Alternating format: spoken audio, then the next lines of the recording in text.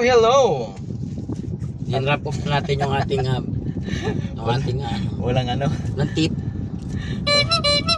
Uy, na. So meron na po tayong 400 dito. Ayan, naka 478. Tapos 480. Tapos binigyan ko pa ng, so ginawa niya 482 pesos yung oh, diba? Ayan. So nakuha na kami. So ayan.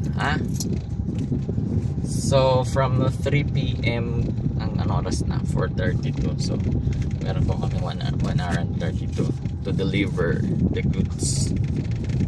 Ano siya? Fries and then coffee. Hindi naman kita yung mukha mo.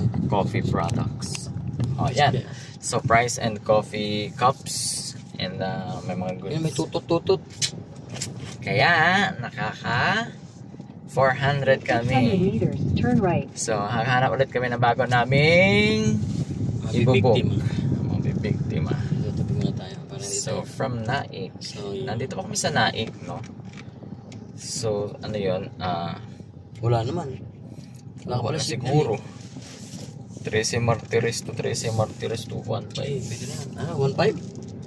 250. Sige, pwede na yan. 13 to 13 lang eh. Wala na, nakuha na. Ganyan. So yun po, nakuha na siya. Okay. Tapos paunti-unting makarating ng dasma. Hanggang sa unti-unti natin. Labas muna tayo dito. So yan na.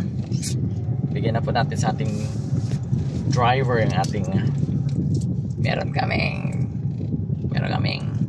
first book. Ciao, bye.